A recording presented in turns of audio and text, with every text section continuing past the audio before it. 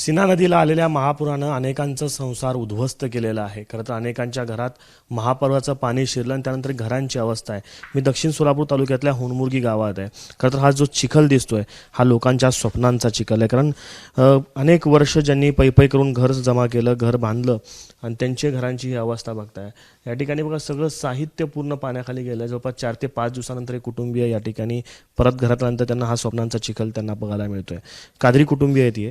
जवळपास 5 दिवसानंतर तुम्ही आत्ता घरात आलेला आहात आणि पूर्ण आत्ता घरामध्ये चिखल दिसते. काय अवस्था आहे सगळ्याची? सगळं वाटोळच झालं की साहेब. काय राहिले आता इथं? काय राहिल्यासारखं नाहीच इथं. उगं गावळ उचलून पुन्हा पाणी सोडलं, पुन्हा जावंच लागते आता गाव सोडून. किती दिवसापूर्वी गेलतात घरातनं? 5-6 दिवस झाले साहेब. ते रमलेलंच हवं आम्ही. काय राहिलं नाही, उद्ध्वस्त झालं साहेब सगळंच. बाळा सगळं गावाकडे पाठवून दिलं साहेब आम्ही. कायच राहिलं नाही. सगळ्याच्या अवघड तेच परिस्थिती साहेब. आमचं एकट्याचं नाही, सगळ्याच झालं ते साहेब. इथं किती इथं ह्या राऊंडात सापडलेले सगळं साफ झाले. सगळं कोणचं राहिलं नाही शिल्लक. शेती वगैरे शेती आहे साहेब खाली, तिथं ते बी पाणी आले नदीच्या. काय होतं पीक? ऊस आहे सगळं साहेब. सगळं ऊस सगळं वाड्यात तोडून गेले. सगळं मोकळं झालं सगळं साहेब. असं म्हणतात ऊसाला पाणी जितकं चांगलं असेल तितकं चांगलं असतं. नाही, वरचे वाडे तुटून गेल्यानंतर काय राहते साहेब? काय राहत नाही ते साहेब. वाडे सगळं तुटून गेले साहेब. सगळं पूर्ण सगळ्याच वाटून झालं साहेब. काय राहिलं नाही साहेब. इथं लेकरं बाळ आमच्या घरातच नाही. आता सगळे आम्ही मोठे किती तेवढं राहिलो, सगळे लेकरं बाळाला पाठवून दिलो. आता ह्यांचे बी आता आले ते हे बी पाठवून देणार आहे. आता पुन्हा पाणी आल्यानंतर कुठं जाऊन कुठं राहायचं सांगा साहेब. 13 महिला सोयीस्कर करायला ते साहेब. ते लोक चांगले आहेत तिथले. इथले गावकऱ्यांनी तर मदत करायला पाहिजे. नाही कोणतं आता काय करायला ते आमचे लोक इथले येताच गोळा करून सगळं स्वयंपाक बिपाक करायला ते. प्रशासन वगैरे कोणी आलं काय? येते ते साहेब, येऊन जाते ते तिकडं. 13 महिलाच राहते ते. सगळं लोक तिकडे जाते. गडी माणसं इथं येते तिकडे. 1 नंबर करायला ते साहेब 13 महिला. सगळे पुरुष जे आहेत ते गावात थांबलेले आहेत आणि सगळ्या महिलांना पाठवले आहेत. या त्यांच्या वहिनी आहेत.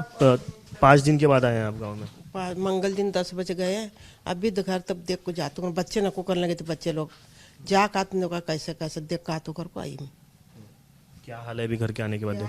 क्या देखो बच्चे बीमार पड़े, वो छोड़ने गया बच्चे को. घर की हालत क्या है? यहाँ क्या क्या था? आपने क्या जमा किया था? वो सब चला गया? सब देखो वहाँ वहाँ पोते भरे. देखो यहाँ क्या रखे वहाँ सब घर भर सब सब वहाँ वहाँ छे. देखो देखो तुम वहाँ को बहुत नाश काश क्या करने का. अभी हम 2 वर्ष के 2-3 वर्ष हमारा ये नहीं होता था. बच्चा नहीं बैठती हमारी. वैसा हो गया हमारा. कितने सालों से जमा किया था ये सब? पूंछ पूंछ करके जमा किया? 16 वर्ष आम्ही 16 वर्ष आता 16 वर्ष से जमा किया हुआ एक दिन एक रात में सब पूरा चला गया? सब चला गया. कैसे रह रहे हैं अभी लोगों के घरों में? लोग घर में रह रहे हैं? क्या रह रहे हैं अभी वहाँ 13 मिल साल पर अभी बच्चा बीमार पड़े कर को मैके छोड़ने गया. औरत के लिए बेटा छोटा बेटा कल जाकर मंदिर को दिखा के लाया था. बुखार नहीं कमोन लेकर ले गए. कभी सोचा था ऐसी हालत होगी कि बारिश का पानी आए? वो सोचे थे ऐसा सब नहीं रखे से मी यत्ता नहीं आएंगा कर कैसा मगम करे नहीं. क्या ती किसके पवात पड़ को क्या गाड्या में ले गए असते क्या करे असते. यत्ता आएंगा कर सोचे न ते मी इतना लुस्कान करेंगा कर नहीं सोचे थे मी. अभी पूरा चिक्कड़ हुआ है पूरा घर के अंदर. अभी चल नहीं सकते. पूरा सब भिक्कू गया. सब नाश काश क्या करने का. त्यांनी उभं केलेला संसार होता. आपण या ठिकाणी किचन बघताय. त्यांची सगळी भांडी कुंडी या ठिकाणी होती. सगळं साहित्य जे आहे तिकडे तिकडे अस्ताव्यस्त झालेलं आहे. फक्त घरात चिखल दिसतंय. आणि खरं तर सरकारकडनं या लोकांना अपेक्षा आहेत. गरीब कुटुंबीय आहेत. त्यांना अपेक्षा काय आहे की आमचं फक्त इतक्या वर्षानं जे संसार उभं केलं होतं त्याबद्दल काहीतरी मदत मिळावी एवढीच अपेक्षा आहे सरकार. एवढीच अपेक्षा आहे साहेब आमचे. दुसरं काय आहे साहेब.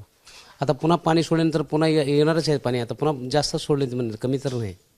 पहिल्यापेक्षा जास्त सोडली म्हणून आता पुन्हा जायचं आहे. आता 13 महिला हे सगळं बायाला सगळं पाठवून देतो आम्ही तिकडं. आम्ही एवढं राहिलेले गुरं बी राहते शेतात. तिथं जावं लागते आम्हाला.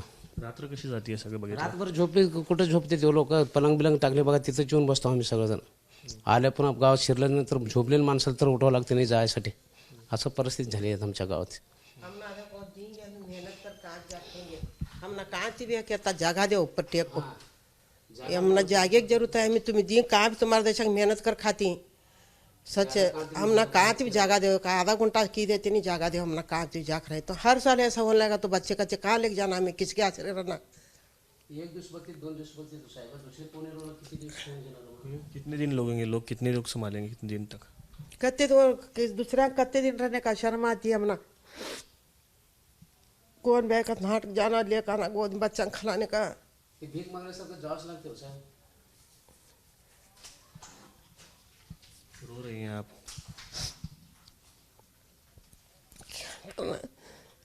सच अल्लाह ऐसा टेम ना लाना मुझ कर ऐसा ये आने को मालूम रहा तो क्या भी करे हंसते क्या भी काढ़े हंसते क्या भी करे हंसते ऐसा अचानक ही जैसा आग बैठे तो या कुटुंबियांचे जे डोळ्यात अश्रू आहेत ते बोलके आहेत. प्रशासनाकडनं आर्ताक ही सगळी लोकं लावत आहेत डोळ्यात अश्रू घेऊन. आणि प्रत्येकाची हीच अवस्था आहे. ही केवळ एका कादरी कुटुंबाची नाही, ही होनमुर्गी एका गावाची नाही. दक्षिण सोलापूर तालुका सोलापूर जिल्ह्यातली अशी अनेक गावं दिसतील ज्यांच्या स्वप्नांचा हा चिखल आपल्याला पाहायला मिळतोय. सरकारकडनं अपेक्षा आहे की यांचं पुनर्वसन व्हावं.